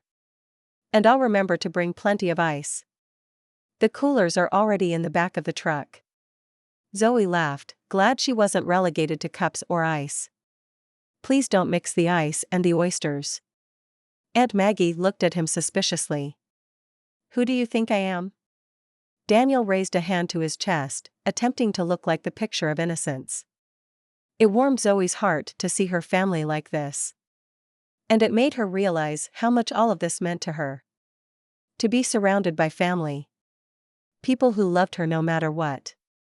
We'll let you two get back to work. Uncle Henry kissed his wife and the two men walked out. Zoe and her aunt spent the next few hours working side by side and talking. It's nice to have you here, Zoe Bug, her aunt said. You may have mentioned that a time or two. A warm smile spread across Zoe's face. That's because I mean it. Aunt Maggie wiped her hands on her apron. Can I ask you something? And feel free to tell me it's none of my beeswax. Of course. Anything. Zoe wondered where this was going. Are you happy up there in New York City? Her aunt asked. Zoe shrugged. It was the question of the day. Don't get me wrong, I'm proud of everything you've accomplished and I know you're building quite the career up there in that big firm of yours. Zoe scoffed. That's not exactly going to plan. Aunt Maggie nodded her head. That's the feeling I've been getting. But you know what? That's not the only place that could benefit from your talents. With your skills, you could probably get a job anywhere. What big company doesn't need marketing? Aunt Maggie said. Zoe felt as much as hurt her aunt's words. They were a soothing balm on her hurt pride. And the woman was right. You have a point there. I could probably even find a job down here. Or go into business for myself. There are plenty of small businesses that could use a little help with their marketing messages. Mason's Gallery was the first that came to mind, but really, any of the businesses on the island would benefit from her skills, and Myrtle Beach was only a short drive up the coast. I can see that brilliant mind of yours working on a plan already, Aunt Maggie said, pouring them each a cup of coffee. Would you like living down here, though? It's very different from big city life. That's the beauty of it. Zoe listed all the ways living in a metropolis like New York City was a pain. I'm sure it has its advantages. All the museums, the culture, the restaurants, Aunt Maggie's eyes gleamed with excitement. That's true. There were things she would miss. It's a big move, Zoe. A big decision. If you don't mind some advice from an old woman like me, her aunt said. You're not that old, but yes, I'd love a few words of wisdom from my favorite aunt. The comment earned her a smile big enough to light up the room at the stroke of midnight. Take a couple of days. Picture what your life would look like here. Think about what you really want and then decide if it's the right move. Wise words indeed. Words that still rung through Zoe's mind when she took a call from her boss. He offered her a new position he'd created. Something he hadn't mentioned when he'd passed her over for the promotion. And the new job was everything she'd ever wanted. Do you think this will be enough? Zoe asked her aunt. She was surprised how many people were gathered on the beach for the Thanksgiving Eve dinner. Aunt Maggie laughed. Don't worry. There will be more than enough food for anyone and plenty of leftovers for those who can use them tomorrow. She took the lead and put her own contributions on the large folding tables set up parallel to the shoreline. Zoe wasn't so sure about that. Especially not when everyone started filling up their plates. Her contribution, the large bowl of corn salad, was gone long before everyone stopped eating. Your aunt told me you made the corn salad, Miss Doris said. Everyone knew the elderly woman who held the title of best baker in all of Palmar Island. I did. Zoe held her breath, waiting for the criticism she was sure was coming. It was delicious. I enjoyed every bite, Miss Doris said with a huge smile. It reminded me of my mama. She used to make something like this when I was a little girl. Oh. Zoe felt herself blush. I'm sure it's a secret family recipe, Miss Doris said. It was in my grandmother's collection, Zoe said, reading between the lines. I'm sure she wouldn't mind if I shared it with you. Would you? Miss Doris looked pleased and helped herself to a slice of pumpkin pie. I'll bring it by before I leave town, Zoe said. Her eyes wandered up and down the line of tables that still held plenty of food. No one would go hungry today, even though the people gathered made a substantial dent in it. She was surprised by how many of the friendly faces she recognized in the crowd. And how many of the residents recognized or at least remembered her from her annual summer visits as a child. It was nice. For the first time in a long time, Zoe felt not only like she was part of a family, but a larger community as well. She swallowed hard, trying not to think about what it would be like to return to the city, possibly as early as Friday morning. Tell Mason he's doing an amazing job with the potluck, Miss Doris said. Not that I expect him to do anything else. He does his mama proud. I will if I get a chance to talk to him. He'd been busy all night, and she'd barely seen him since arriving here at 4 with her family.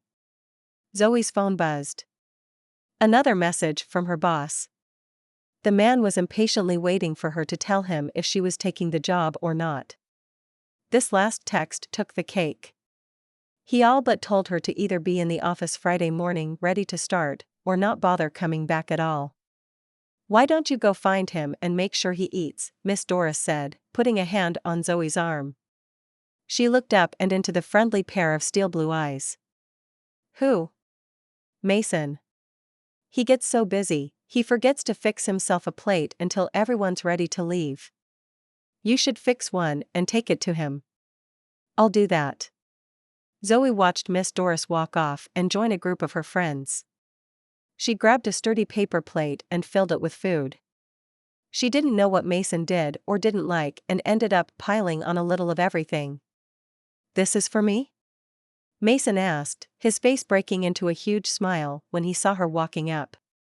It is. She held the plate out to him. Mason handed the carving knife and fork to one of Mary's assistants and stepped away from the turkeys. It looks delicious, but if I eat all of that, they'll have to roll me down the race course tomorrow morning. Zoe laughed and put a hand on her protruding stomach. I've had too much myself. Pick and choose what looks good. I wasn't sure what you like.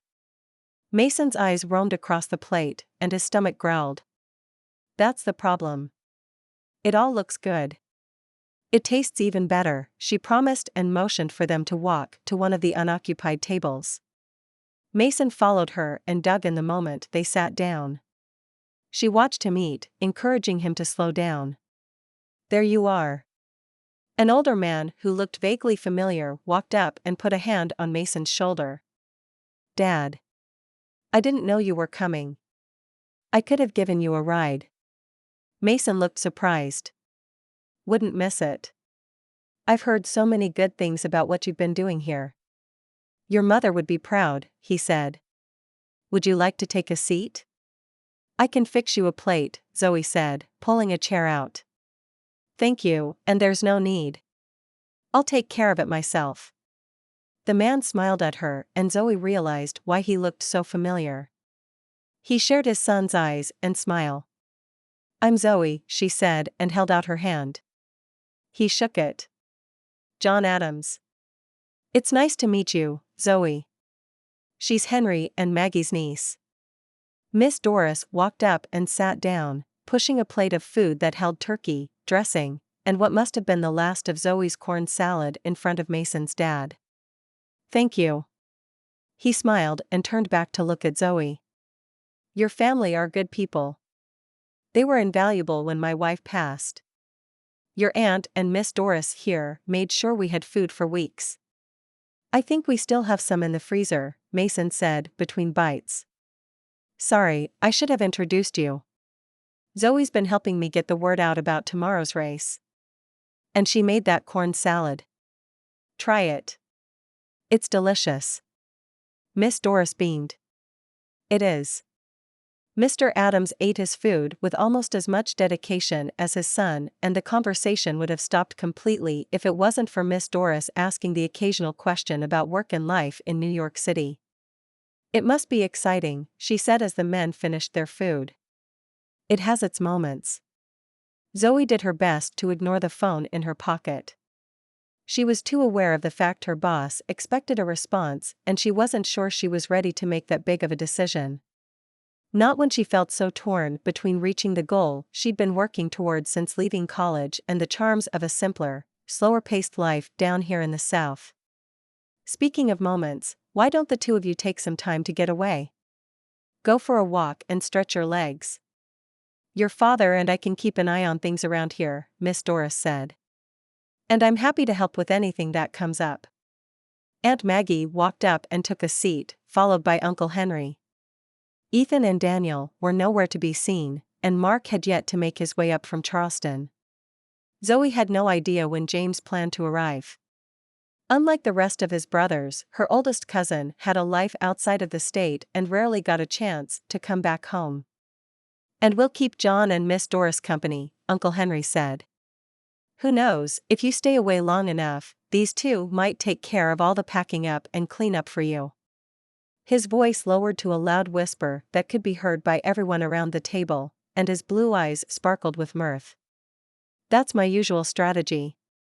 Aunt Maggie laughed and nudged him with her elbow. Don't act like I don't know what you're doing. I've been on to you since you dropped my favorite coffee cup after we first got married. Haven't had to wash a dish since, Uncle Henry said to a round of laughter. He winked, and Zoe knew full well that he did a fair share of washing up. A walk wouldn't be the worst idea, Mason said. He stood and pulled out her chair, taking her hand as they walked off like it was the most natural thing in the world. Looks like the Thanksgiving Eve feast was a big hit, Zoe said as they left the sound of people chatting and dishes clinking behind. It was replaced by the soothing sound of lapping waves reaching the shore and the hum of the soft breeze that blew salty air around them. Zoe snuggled further into her jacket. Cold? Mason asked, pulling her closer and wrapping his arm around her shoulder. A little chilly. Which is ridiculous. It's at least 10 degrees colder in New York. South Carolina is making me soft, Zoe said. Is that a bad thing? Mason asked. Not necessarily. Zoe grasped for something to change the subject. It was nice meeting your dad. Sorry about not introducing the two of you, Mason said after a moment's hesitation. It was nice seeing him like this. Like what? Talking, laughing, spending time with other people. It's been a long time since he's done anything social. There was more Mason wasn't saying. Zoe could guess what had caused this behavior. Losing your mom couldn't have been easy for either of you, she said softly. It wasn't. He took it harder, though. Shut himself away. Mason shoved his free hand in the pocket of his jeans. Unlike you. You kept yourself busy with the gallery and these charity events, Zoe said. It was easy for anyone to see how much time, effort, and love he poured into it. Mason shrugged. It was something to do. I think it's a little more than that, Zoe said. It's a way to honor your mom's memory. I hope so, Mason said. She was big about giving back and about leaving a mark, a footprint on this earth. In the best possible way. Not the carbon footprint kind, Zoe quipped. Exactly. Mason grinned. Some of the tension she'd felt emanating from him melted away. She would have liked you. I met her many years ago, Zoe said. You did? Mason looked surprised. I took an art class with her during one of my visits down here. She was a lovely person. They continued to walk, getting farther and farther away from the lights and sound of the potluck. When are you leaving to head back? Mason asked. Zoe could barely make out the words over the sound of the waves and the cries of the few seagulls that were brave enough to hunt for leftover morsels of food on the beach. I'm not sure. Mason didn't probe. I got an offer yesterday. A promotion. Zoe came to a stop. Mason turned to face her. A good one? Everything I've ever wanted. He remained quiet for a few heartbeats before giving her a smile that looked forced. Congratulations. I'm not sure I'll take it. Zoe held her breath. Why not if it's everything you ever wanted? Because I'm not sure it's still what I want. Being here changed things, Zoe said. If I'm honest, they started changing before I came here. But being in this place. She turned to look back at the crowd gathered on the beach, sharing good food and laughter. It's a special kind of place, Mason said, his voice full of emotion. It is. It feels like home. Zoe looked deep into the eyes of the man who played a big part in making it feel like somewhere she wanted to stay. She reached up and brushed a strand of hair back. He stood still, barely breathing. When he didn't make a move, Zoe took a small step forward, closing the distance between them and raised on her toes. With her hands still wrapped in his coarse hair, she pulled him down and fastened her lips to his. It didn't take Mason long to catch on or catch up. His arm wrapped around her waist, pulling her even closer, his free hand cradling the back of her neck. He deepened the kiss and time stood still. All worries about jobs, promotions, and moves flew out into the wind, and all that mattered was how his warm lips felt on hers. How the salty air mingled with the woodsy scent of what had to be his soap. And how she could taste the faintest hint of salt and sweet potato. And finally, nothing mattered but the feel of his body, the feel of this kiss she wished could last forever. Chapter 7. Mason woke up with a start. Something was wrong. He listened for any noises that may have woken him. Nothing. The house was quiet, aside from the occasional creaks and the hum of the ceiling fan above his bed. He raised himself to a seated position and reached for his phone. Only the faintest bit of light was peeking through the curtains of the room that had been his for as long as he could remember. He'd had his own place in college and for a few years after. But when his mom got sick, he'd moved back into his childhood home to help care for her.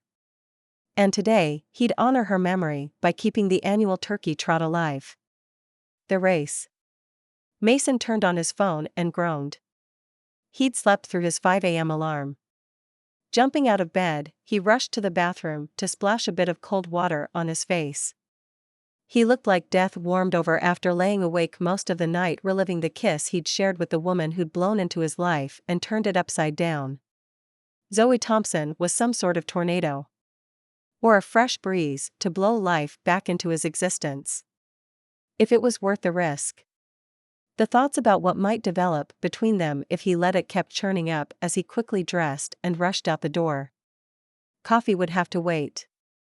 He'd make do with the water and energy gel he'd grabbed on his way out. He should have been here an hour ago. This late in the game, the runners would line up and he was supposed to be on stage, telling them about his mother's mission and wishing them a good race. He pulled into the gravel parking lot, taking one of the last parking spots before rushing to the start and finish line. Instead of getting his head in the game for this morning's duties and his own race, he found himself thinking again about Zoe. He couldn't deny the deep feelings he was developing for her. Feelings he'd poured into that kiss. Feelings that scared the wits out of him and kept him from talking to her about a possible future together. Kept him from asking her to stay on the island and give up the position in the prestigious New York marketing agency she'd fought so hard for. He heard a familiar voice over the loudspeaker and saw the crowd gathered in the town square. Mason glanced at his watch as he approached the crowd. It was well past 7:30, less than 30 minutes before the start of the race. Most of all, I would like to thank each of you, not only for showing up today and supporting this important case, but also for welcoming me back with open arms, the voice said. It finally clicked and Mason realized that it was Zoe who was standing on the stage. Zoe, who stepped up and filled in for him. From the captivated faces of the crowd gathered around him, she was doing a stellar job of it too. He made his way toward the front, listening to her talk about what the island meant to her. Palmar Island has long been my home and always will be. Not just because of my family and the many beautiful memories I have of this place, but also because this is where I discovered what's truly important. And where I fell in love with the man responsible for putting all of this together. Zoe looked right at him and straight into his heart. Mason was stunned. Here he'd spent all night wrestling with his feelings, and there she stood, all but declaring her everlasting love for him in front of half the town. Most of the town, he corrected himself. For a split second, he thought about turning his back on it all and running. He wore his favorite running shoes. He'd make it all the way up to Myrtle Beach if he had to. At the very least, off the island. It was a plan. Not a good one, but it was a plan. A heavy hand landed on his shoulder before he could put it into action. Mason turned and was stunned to see his father. "Dad? What are you doing here? You've got to stop asking me that, son." His father smiled, looking better than he had in months. "I figured it's time I showed my support for everything you've been doing to keep your mother's memory alive." Mason swallowed hard. "Sounds like you and Zoe are getting serious." There was a question in the older man's eyes. "We'll see." Mason turned back in time to watch Zoe invite the racers to line up at the start line. "There's something I need to tell you first," his father said. "Something you need to hear. Something I should have told you a long time ago, son." "What's that?" Mason asked, doing his best to tune out the hustle and bustle around them as people began to move. "I know the past few years haven't been easy on either of us, but I need you to know that I don't regret loving your mother for 1 second. All the good times we had, the memories we made, and the love we shared more than outweigh any pain her passing has caused." Mason heard the truth in his father's words. It was like a tight knot in his heart loosened and then dissolved completely. "I feel the same way. Let's get the man of the hour, Mr. Mason Adams, up here to start the race," Zoe called out across the crowd. "I think you better get up there before they start without you," his dad said. "Why don't you join me?" Mason asked. To his surprise, his father agreed and together they made their way on stage. Zoe gave a smile that was only dimmed by the questioning look in her beautiful hazel eyes. "Everything okay?" "Couldn't be better. Sorry I'm late." He leaned down and kissed her. It was nothing like the kiss they'd shared in private. There were several hundred eyes on them, after all. "Let's do this and then you and I have a future to discuss," he said, covering the microphone with his hand. "We do?" Zoe's eyes sparkled with excitement and the same love he felt for her. "We do. Now go join your cousins on the start line. I'll catch up after I get this show on the road." Mason turned to her and gave her a gentle shove toward the stairs. "Why don't you let me do the honors of starting the race?" his father asked. "Are you sure?" Mason asked, taking solace in the confident smile on the older man's face. "Yes, I'm sure. I think I can handle it. Go get ready for the race. I have a feeling you'll be chasing Zoe every single mile." Mason laughed. He didn't doubt it for a moment. Nor did he mind. "We did it." Zoe grinned from ear to ear when they crossed the finish line. His dad had been right. He'd chased her for the entire race. At least he'd outrun her cousins. Mason pulled Zoe close. She put her hands on his chest and pushed him off. "I'm all sweaty and gross." "I am too." And Mason didn't care. He felt happy. Happier than he'd been in a long time.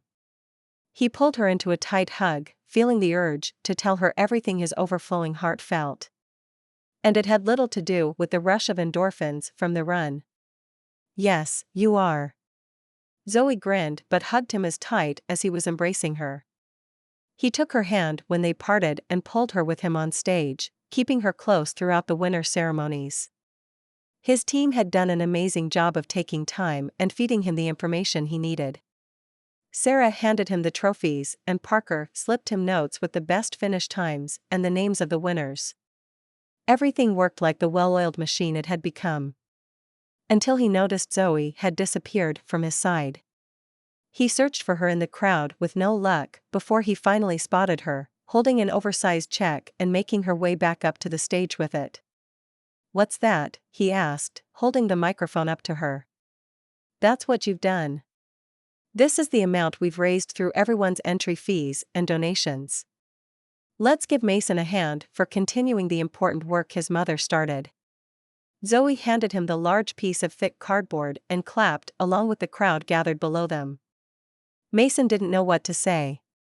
He stood there, dumbstruck, holding on to the check for dear life. Out of the corner of his eye, he saw his dad jog up the stairs to join him. John Mason grabbed the microphone, looking better groomed and more energetic than his son had seen him in years. Something he must have missed in their earlier encounter. "Thank you," his dad said, his voice clear and strong as it rang out across the crowd. "All y'all did amazing. What a fun race. And did you see Zoe? The woman can run." A chorus of cheers came from the runners around them.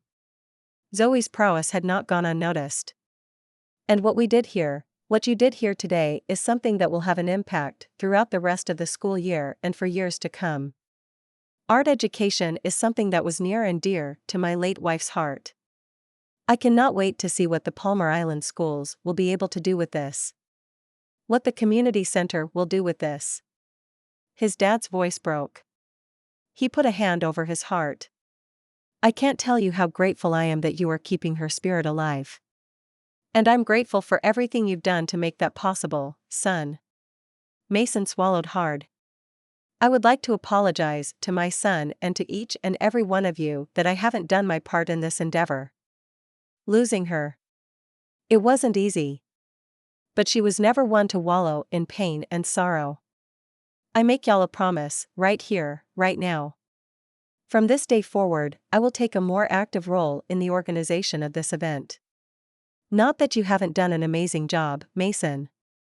Mason smiled, his heart overflowing with pride and gratitude. "No worries, Dad. Together, we'll make this bigger and better." "With all of your help," his father said, finishing his impromptu speech. The applause that broke out was deafening, and Mason watched people gather around his father the moment he stepped off the stage. It was good to see the entire community welcome him back with open arms, offering support and encouragement. Zoe's family was right there in the middle of it. "Why don't you and Mason come on over and join us for Thanksgiving dinner?" Henry Winters asked. His father looked over at Mason and Zoe. "What do you say?" "Works for me." Mason took Zoe's hand and led her away from the crowd. "It was nice to see your dad up there," Zoe said. She had no idea how big of a deal this was. But that was okay. They had more urgent matters to discuss. He'd catch her up on what the last few years had been for him and his father later. "Did you mean what you said up there before the race?" he asked. "I said a lot of stuff, and I'm pretty sure you were only there for about half of it. Can you be a little more specific?" Zoe asked. Her eyes were sparkling again with joy and mischief. It was a look he wanted to see more often. "Are you seriously considering staying on the island?" he asked.